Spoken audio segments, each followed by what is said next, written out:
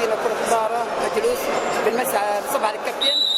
اهلا وسهلا فيك يا كابتن فواز، وشرفتنا في البطوله هذه كاعلام متميز، وان شاء الله هيك بتنول اعجابك البطوله هذه. كابتن حدثنا عن هذه البطوله اللي انتم قائمين عليها، شو البطوله وكم نادي فيها حسب ما انت عندك خلفيه كابتن معك. هذه البطوله عملت من اجل هؤلاء الابطال الذين قدموا اطرافهم فداء لدوله فلسطين. عملت هذه البطوله للجمعيه العموميه التابعه للاتحاد الفلسطيني، عبارة عن 7 أندية رجال وناديين سيدات، وسوف يتم في المستقبل عمل بطولة للسيدات. أندية الرجال هي 7 أندية: نادي الهلال الفلسطيني، نادي الصداقة الرياضي، نادي الجزيرة الرياضي، نادي البسمة للمعاقين، نادي السلام للمعاقين، نادي المعاقين حركيا، نادي الاتحاد العام للمعاقين الوسطى.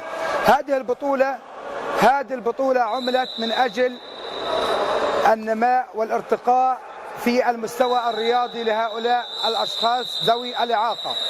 هذه البطولة عنوانها التحدي والصمود، فمن أجل هؤلاء الأبطال الذين قدموا أطرافهم فداء لدولة فلسطين نعمل ونجتهد حتى لا نضيع حقهم ولا نسلب حقوقهم المسلوبة منهم.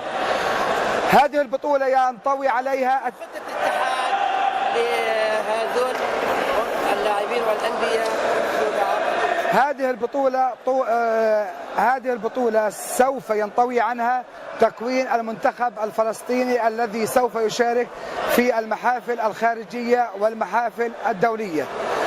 وهذه البطولة لا أخفيكم سرا، بطلها سوف يشارك في البطولة العربية التي ستقام في شهر يوليو في دولة مصر الحبيبة في بورسعيد.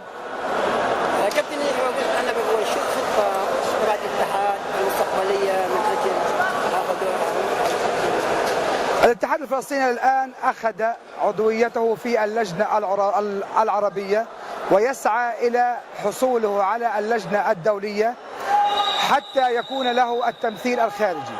نحن نسعى في الاتحاد إلى تطوير هذه اللعبة. هذه اللعبة بدأت في نادي واحد الهلال الفلسطيني، أصبحت ناديين الصداقة، أصبحت 3 أندية ثم 5 أندية، واليوم أصبح عددهم 7 أندية.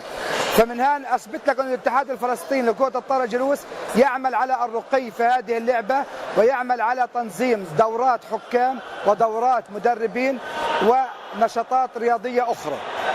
أستاذ ناصر الكباك رئيس الاتحاد الفلسطيني لكرة الطائرة جلوس، نحن في إدارة مكان تيم سبورت نشكر حضرتك ونتمنى لكم التوفيق في مسيرتكم الرياضية الكروية في إدارة كرة الطائرة جلوس.